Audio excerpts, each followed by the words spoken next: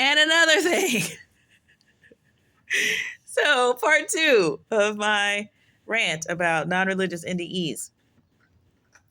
And it's all very, again, like, this is the very essence of the difference between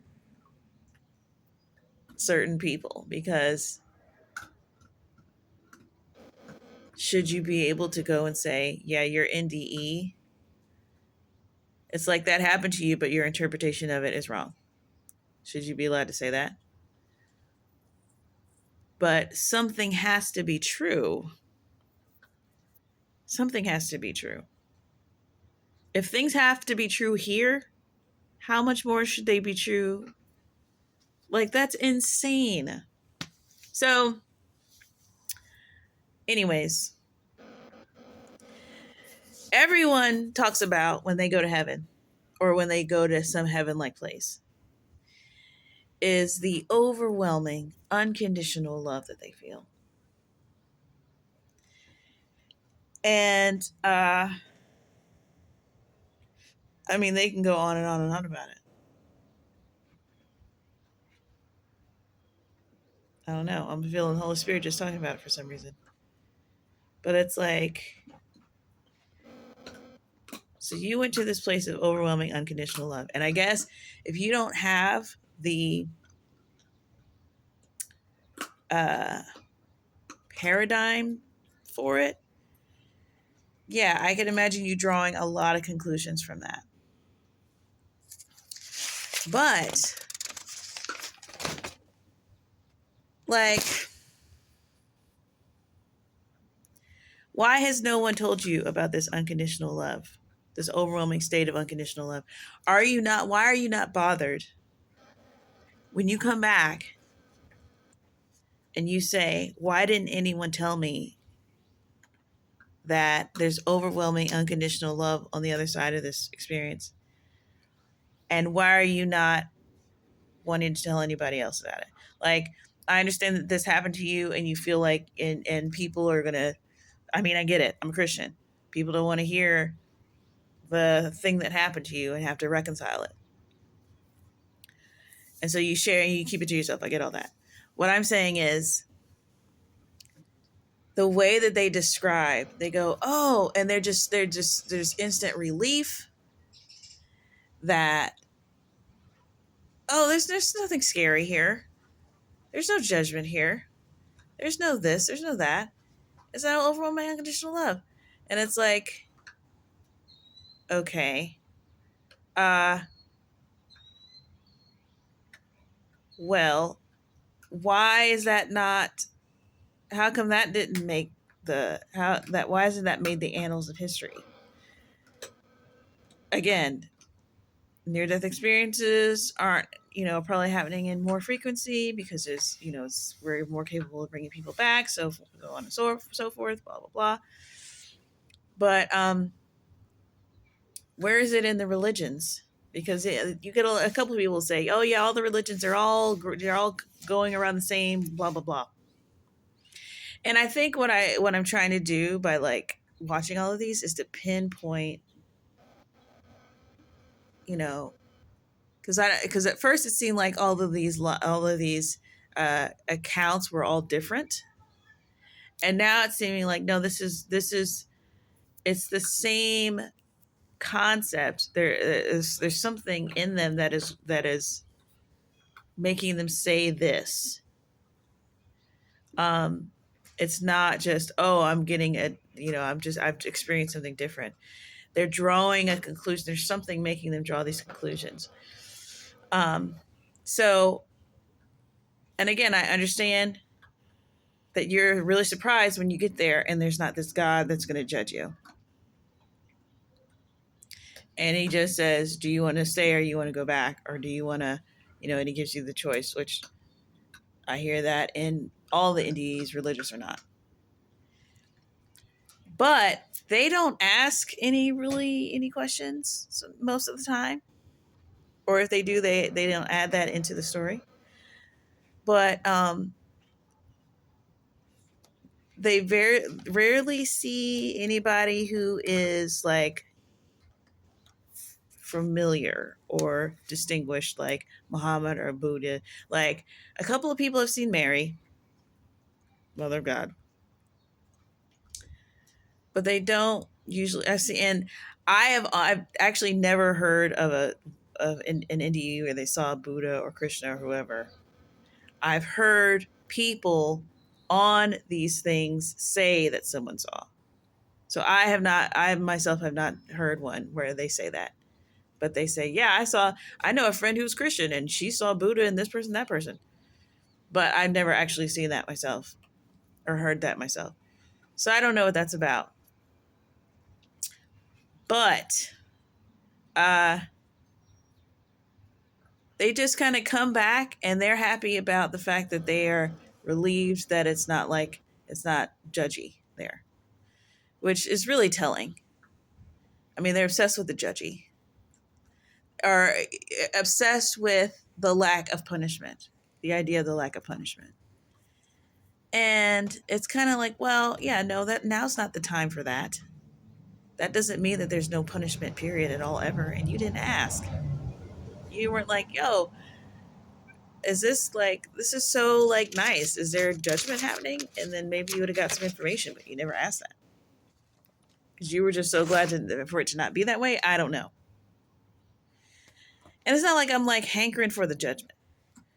But it's just like maybe the overwhelming unconditional love heightened place might be just like maybe that's the normal and this place is trash.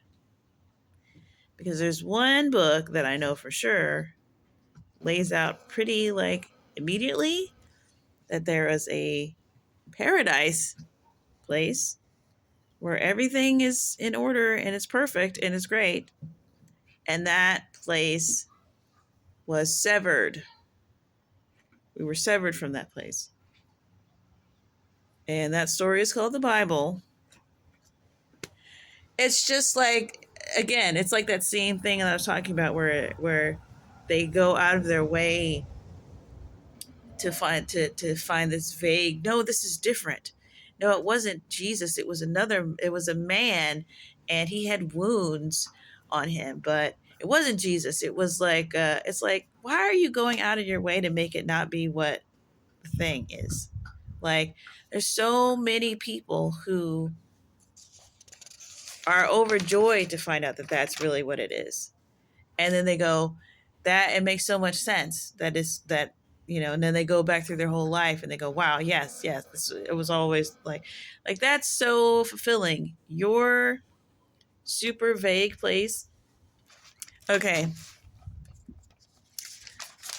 Let me just get off of that because that's not even my main point. So, but yeah, no, they typically don't see Jesus. They'll see like a spirit guide, and that's about as far as it gets. And I did I'm gonna just throw this one in here. I did one that I did actually watch and did actually see, which was so kind of shocking to me that I was like, I didn't know if I really wanted to take him seriously. But this guy's a believer, and he's been, his NDE is so old. I started to see videos of him sharing it at churches when he like in the 90s and stuff. So I was like, whoa, he's been sharing this for a long time, which really blew my mind because I just thought, who is this dude from wherever like saying this weird stuff?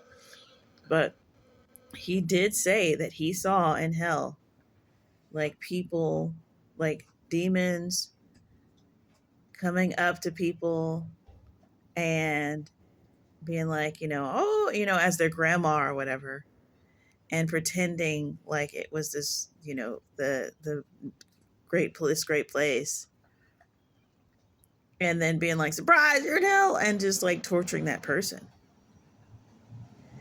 And I was just like, that's a little heavy-handed. Like, I didn't put it past him, but it's just like, bro, you saw that?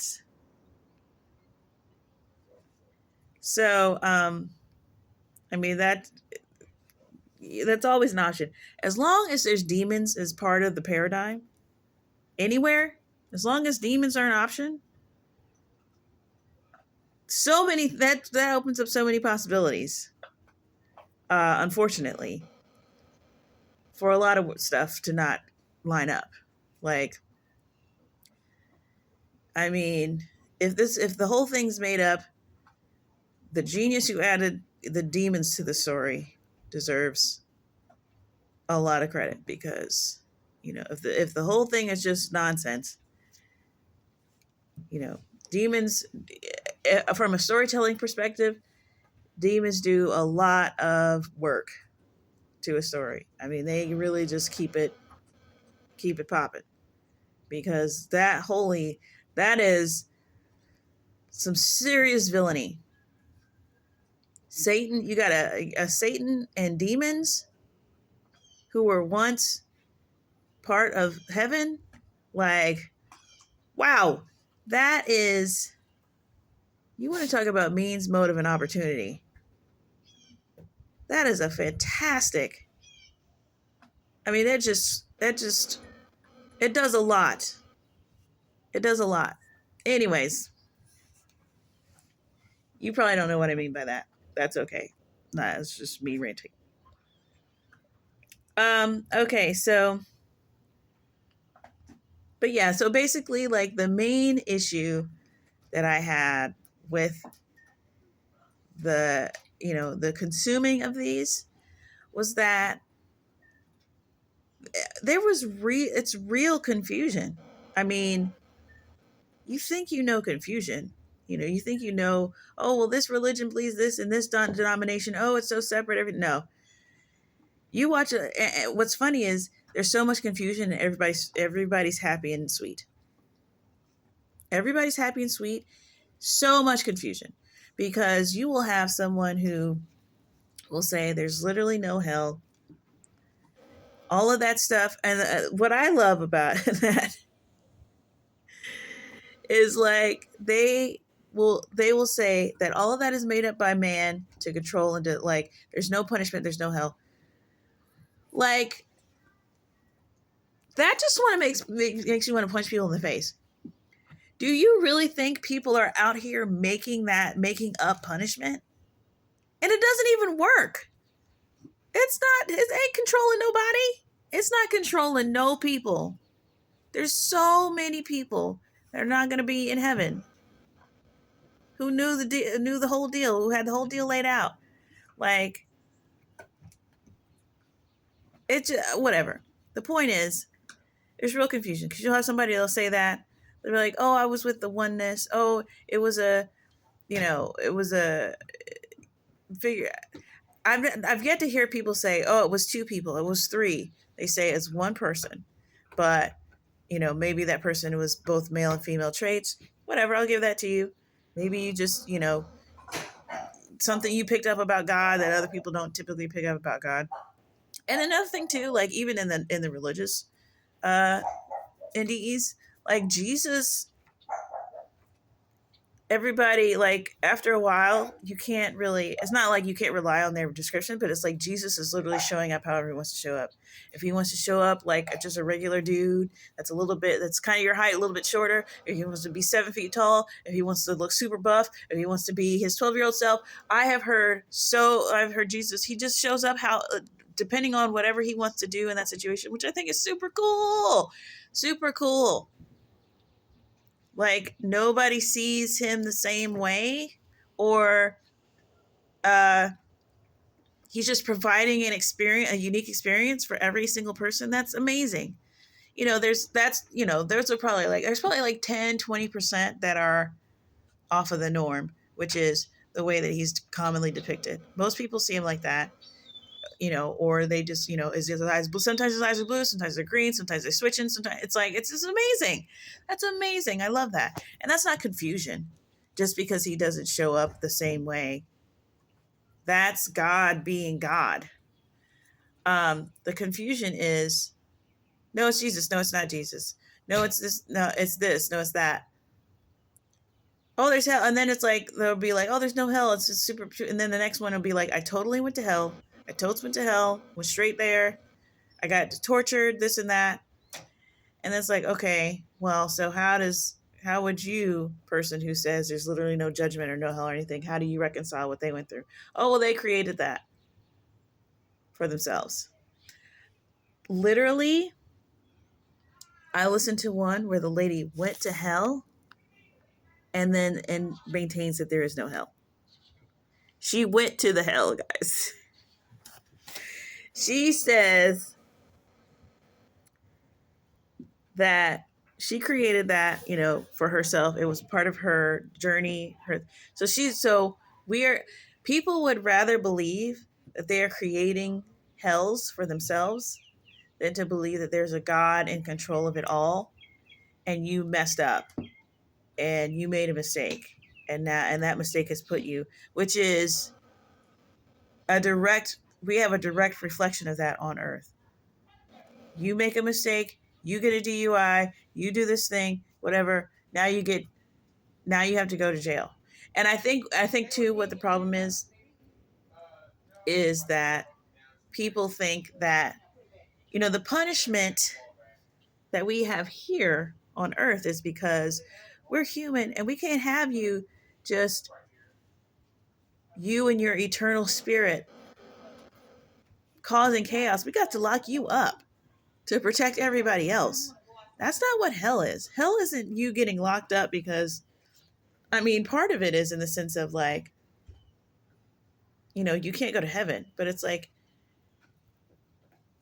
hell is not justice. Hell is that whole thing, that's not a justice system. That is just, this is about the holiness of God. It's about, and the thing is, like, people think they go to this place where there's, it's light, it's just the brightest light, and all of the stuff that we all know God to be. God is love. It literally says that in the Bible. They're like, because God is love. When you think about it, it's like, I don't have to think about it. He told me it was. That's what he was. So you get there and there's love. And I think what happens is they get in the presence of that feeling and they cannot conceive of punishment coming from that same source, or any type of anger or fury coming from that same source, because in their minds too, you have to be angry to mete out judgment. You have to be wrathful, or you have, like, a person who are those things, like a person is that way because they can't control themselves, because they have a wrong view of things. It's like, because there's no perfect judgments here. There's no perfect, no one's doing anything perfectly here. But if you're doing things in the spirit, in the right spirit, if you're doing things the way that God does them, you should be able to glean and get the essence of what God is. Not we've all, but a lot of us have grown up in these families, and that was annoying to me too. A lot of these people grew up in families. They had discipline. They were told not to do certain things, and they know on some level that is love, to be disciplined, to be chastised, to have somebody who cares that you're out till 12 in the morning. They know that is right, and that is a that's a facet of love. But yet they're still in some type of cosmic denial, because to have God not be that way makes no sense. Now, the people, especially the religious ones, and I think that is because, because people are misunderstanding what's going on. When you are a Christian and you understand something of God, like, God has shown himself to people as wrathful, or weeping uncontrollably, or maybe not uncontrollably, but just openly being very emotional about children being aborted, people going to hell, whatever. And that, again, that supports the idea that, maybe, being a Christian is a calling that God ordains, and that you do have a higher position, because he is being a lot more open with the Christians and a lot more stern and warning and chastising and, tearing his robe and all of these gestures, that these people who are not religious and don't have any frame of reference for any of that, they don't experience that. It's very sort of, um, to me, it looks like God at his most diplomatic, and just, I mean, it's really kind of, when I hear them, they're like, I don't know, they're just super fake. And again, I like, what if there are people and it's not even like, oh, there's going to be people who, a lot of them are going to be believers. They're going to miss out, and they're going to be sad. But I think there's a lot of people who weren't religious to begin with, didn't really have a thing either way with God to begin with. They're going to be in outer darkness, and they're going to think it's great. And they're going to be like, this is great. They're going to be happy there. What if that is how it happens? They don't want a huge, super huge, close relationship with God. And they never have. So they're fine. And then there's some people that are going to be out in outer darkness, is going to be weeping and gnashing of teeth, because they were expecting a crown and a this and a that. And they were like, no, you didn't do nothing. I told you didn't obey me like one time. So, I think there's things that are being confused, that maybe aren't being put in their proper context. So, but yeah, I just thought it was hilarious. That lady, she literally went to hell. And it wasn't even like she came back and she just dismissed it all, which does happen too, where they come back and they're like, none of that was real. She literally was in hell and was like, the devil was like, do you know where you are? Maybe I'm getting the details confused, but I just remember like somebody told her this. They were like, you're in hell. And she was like, no, I'm not. And they laughed, like, because it was like, because your denial doesn't help you there. It's just funny to everybody. Like, she was in hell, like, no. Mm-mm, no. I'm going to get out. And, eventually she like inadvertently called on the Lord, and the Lord came and got her out. And she still was like, yeah, no, I made that for myself. And, because the whole point, it's not even like she didn't acknowledge God or whatever, but she still didn't understand that it was Jesus' sacrifice that allowed her, like, in the Christian paradigm, okay, it was Jesus' sacrifice that would have allowed that to happen. Like, that's what's funny about it. In a non-religious paradigm, none of that happened made sense. And yeah, I guess you would have to just kind of leap to some weird conclusion. But as crazy and funky as that NDE was, there is a Christian explanation for it. Like, the Bible can chew that up. That's not even hard. It's like, yeah, as soon as you said Jesus, he got you out. That's like basic. And Jesus can come and get you. If you call on the name of the Lord, you'll be saved. But it's just so amazing how that's not going through everybody's brains in the same way like you think it would. Some people are having a hard time with that. And so, even though she literally did it it happened without her understanding it, and she still don't understand what happened. Will she eventually? I don't know. And there's something about it that, yeah, I guess you do sort of get a little bit of an advantage, kind of, because you do end up living your life in a different way. You just want to make it back to the light. And so, and maybe you're completely confident that you'll make it back, but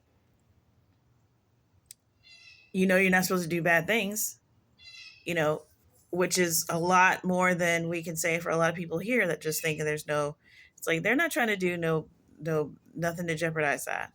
And so they're checking in like, am I cool? Like, you're already that you're doing more than Christians are doing at that point. A lot of Christians, but you also are not living by faith anymore at this point because you went and saw. So So you have an advantage, but you sort of don't. It's amazing how it all works together. Um, so yeah, the last one that I watched, it really just triggered me because, this was someone who grew up in a religious household, and yeah, her parents were a hot mess, and like a lot of, but people just think that's unique to religion. Like the majority, I don't know whose parents aren't a hot mess. Like a sliver of us are going to get a just a stellar childhood, and the rest of us are going to get, a mess. I'm going to count myself in that. I'd say I always think it's like 25%.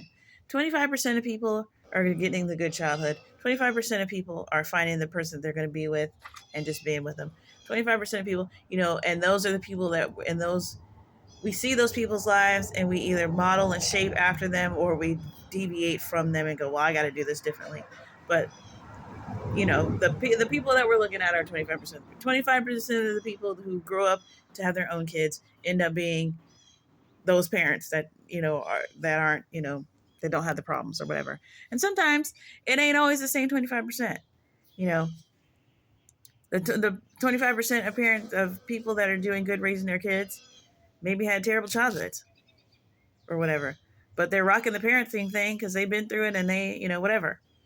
So that's what it seems like to me. It's like there's always this sliver that you can go by.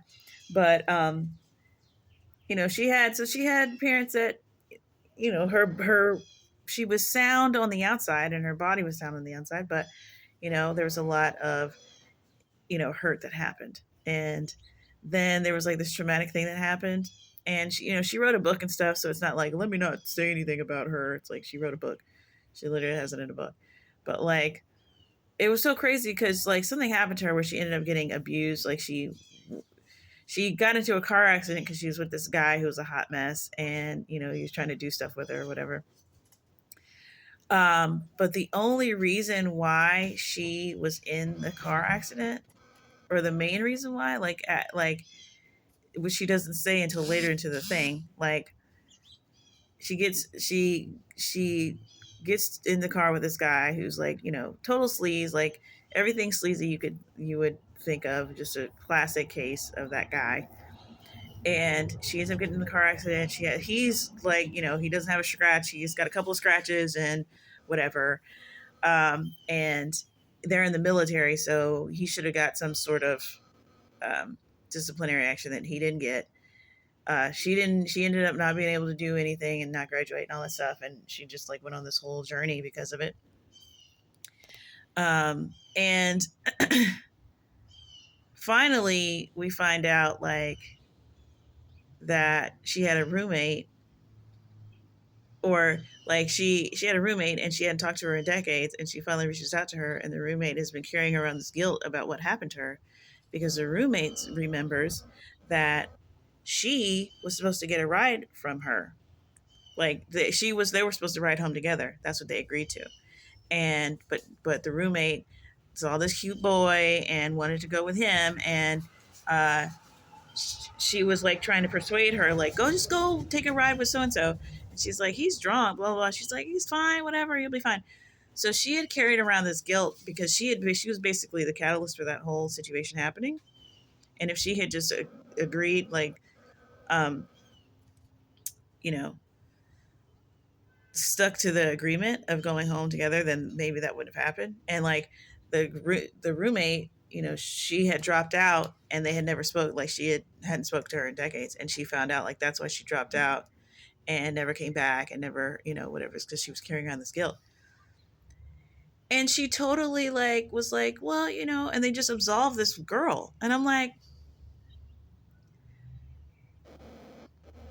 so she literally is the whole reason. Like she carried that guilt around for a good reason. Like I'm like, it's not even trying to like uh judge anybody. Like this ain't judgment. If this was a movie, I'd be sitting there like, yeah, girl, yes, you're the reason why. That's exactly why you have guilt.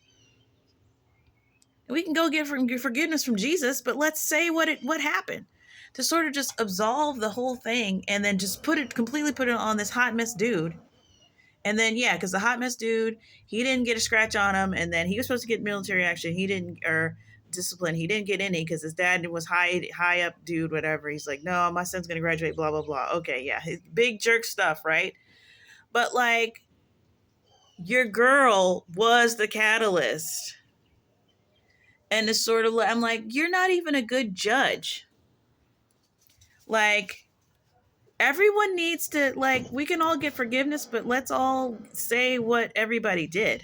Let's have the sentence come forth, and then let's give mercy after. But we're gonna go to the court and we're gonna feel scared and be sweating because we did something.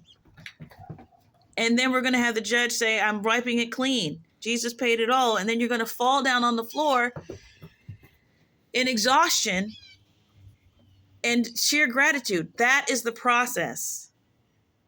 Not, oh, I created hell myself and there is no savior. Because that's what she ended up saying, was like, no, there's no savior thing. We don't need that. Like, Jesus is a great way to show you how to the way, but he's not. It's like, sis, you just condemned yourself to eternal punishment, because that's the one thing that one needs you to do. Literally the only thing that God needs you to do, you won't do. Because, and you could sort of tell that there was this pride. And that's another thing that was going all through me watching these.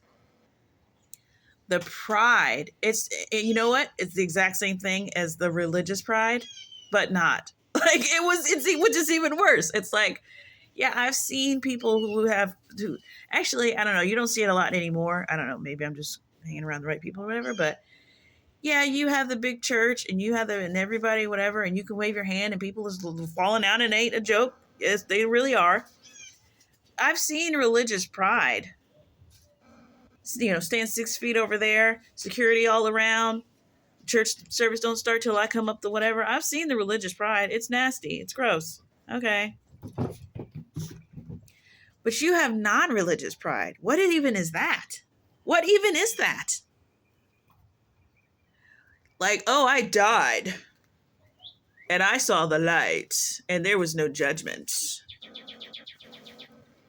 So then it's like, there's no judgment, there's no need for a savior, and all of these traditions of punishment, like trying to put the punishment somewhere. It's like, well, where does all this punishment come from? Where does hell come from? Well, I don't know. I guess people made that up because, to control people. Are you even paying attention? Who is doing that? Who wants to do that? Who wants to spend their time doing that? How does that work? Show me. How does free porn just decimating whole generations of purity and emotional sanity? How did religion and hell do that? How did hell do that? How did hell as a punishment do that? I mean, just no effort, no soldiers, no army, just 20 years of free porn. And now, good luck getting a guy to defend you. Good luck getting a guy to run into a fight or do anything, carry a gun, anything. Well, how does that correlate? I don't have time to go through all that if you don't get it. And that's the other thing. Y'all don't get it. It's like, everybody who's trying to tell you about stuff is trying to help you. It's trying to tell you what you're doing wrong. And, a couple of people, yeah, they get overzealous, but the look what you can do. Look how you can destroy yourself without even trying. It's like people can destroy themselves without even trying when they don't have the knowledge. The decades and the centuries and the millennia of knowledge being passed down from people who did the revenge thing, and all it did is that everyone died. And they write down, listen, don't be like us. Don't do revenge. Forgive. Let God have his vengeance. And then we pass it down, and we're being religious. It's like, it's so obnoxious. Oh my God. So it's such a pernicious lie. It doesn't make any sense. Like, it doesn't make any sense. How can you go around in your life saying that? And then we can't say anything to you because you don't believe in anything. And we can't damage your fragile ego because you went somewhere. And that's why you didn't want to share it in the first place, because people are going to blah, blah, blah. It's like, okay, well, Christians are getting stoned to death. Maybe not here, but give it time. It's like, if you want to stand on your testimony, stand on that thing to death. That's the only option when you really think about it. This all like, we just, well, let me tell you what I experienced. Let me tell you what I experienced. Let me tell you what it's not getting us anywhere, though. You have the luxury of doing that because you've got YouTube and you got somebody that's running this stuff and making sure that the real stuff that needs to get done gets done. So yeah, you can do that because other people are doing real work, but it's just like, takes so much for granted. It takes so much for granted to just say it's so, but like, to have pride and you don't even believe in anything. It's like, bro, these people believe in a God that gives out rewards. That's what they got pride in. What do you have pride about? You're all high and mighty about what? You don't even believe none of this stuff it matters. He at least believes that he's going to get rewarded and go someplace for praying 5 times a day. You don't even think that's necessary. So you got pride and not having to do nothing. Oh, don't they know they don't have to do any of that? It's the most insane thing I've ever seen. So there's nothing at stake and you're judging. In your paradigm, there's nothing at stake and you're still judging. That's freaking terrible. Like, at least there's stuff at stake here. And then and it's always about the gays. We can't judge the gays. And nobody's judging the gays. We're just saying, go somewhere else with that. But it's like, oh my God. So it's just like, I can't stand the hypocrisy because, it's like what you're doing. Don't you hate people who do that? At least at least it's on the basis of a belief about that. It's not just, ew, those people. Do you believe they're going to hell? No, there's no such thing as that. You just hate them. Yes. Wouldn't that be stupid? No, there's actually some conflict there because the Bible says something. The authoritative word says something. So it's like, is this really just coming down to the same old thing? You came back from your NDE and it's the same old thing. You don't want to be told what to do. And then you got in front of God and he showed his kindness and his unconditional love to you. And you just got all highfalutin. Like, anyway, like, I will say it's interesting to hear the concept of unconditional love coming from people who don't have any religious background. Because I'm here to learn about God. I'm here to hear about God. I'm here for God. So I'll take it from anybody. Give me what you got. Give me your not churched in a day in your life version. But some of these people, you can feel that there's resentment. They're not going, yeah, like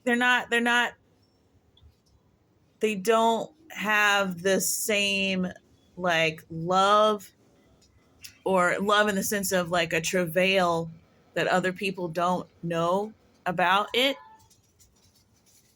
because it's not, there's no burden there. None of it matters.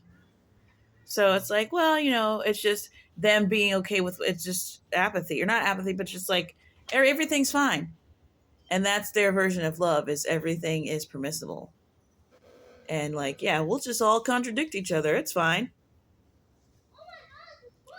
It's like that really, when you carry that out to its end, it really doesn't, it's not helpful. I don't think that's a direction we need to move towards, which I think, a couple of decades of church culture will tell you that it's not, whatever. The last thing on the list was this idea that we, chose it before we were born, which I think I did kind of go into in the other video, but it's just like, I don't think so. So one person did say that, like, Earth is the hardest assignment, and if the people who choose this get it as super duper medal or whatever, and there's some whatever to that, but ultimately I think God is still choosing, because that would really make you medal worthy if you didn't choose it. I mean, that's really like the main reason why there is a reward system of any kind after we leave here, because it's like, because you didn't choose it. So it's like, yeah, God is paying you back. It's like this whole idea of God repaying you, which it does say in the Bible. It's like when you're giving, giving unto the Lord, or giving is lending to the Lord or whatever. It's just like, a big part of that, of him being able to bless you, uh, 10 times as much, or press down, shaken together, running over, which we used to say a lot, and now we don't say it anymore. Like, his ability to do that is because you did it you genuinely did that out of your heart. You didn't have but this whole idea of like, oh, well, I chose to be here, I just don't remember none of that, and my memory was wiped. It's like, then you're going to give yourself a medal for putting yourself through the gauntlet. Like, that's the ultimate, because you were bored, because there was eternity. Like, it's a little too cynical, a little too flippant for me. I mean, it's possible, but it's looking more and more like God. Like, who would come here more than once? Come on. Like, all this to avoid hell. Bro, just get over the hell hurdle. I mean, I know it's hard, but it is what it is. Like, you're making a case for it, because it's like the information is right there, and you're just going skirting around and skirting around and skirting around. It's like God said, listen, here's my high ivory castle of beauty. Like, if God came down and just showed you, like, and he just lived over here on the hill, and everybody flocked from miles away to go to God's kingdom, and he goes, hey, yeah, you can live here permanently, but you got to accept my son. People are like, is that him over there? Yeah, I accept him. Done. Yes. But I'm sure there's some that wouldn't. Who would those people be? People who don't like to be told what to do. People who are, rich themselves and don't need God's resources. Who's going to make it? Who's going to go and accept his son and go live with God forever?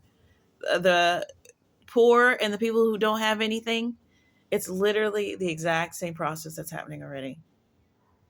He's taking the poor. He's taking the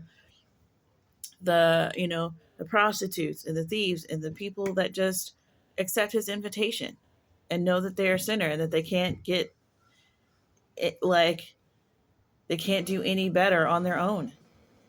It's literally the same thing. Your heart, like, this is working the way he wants it to work. Your heart is determining where you will be. No, it's like people get it all confused. It's like, how many times have I heard, like, hell was made for the devil and his angels. Hell was made for the devil and his angels. Hell was made for the devil and his angels. Okay, that's comforting, I guess, but it still exists and people are still going. So what do we do? And it's like, people don't understand what they're supposed to do to avoid this place. And it's frightening to think that you could just be destined to go. But, God insists that you have a choice. Maybe because there is a judgment, which is not the same as hell. Hell's not even the judgment. There is a judgment, but that's not what hell is.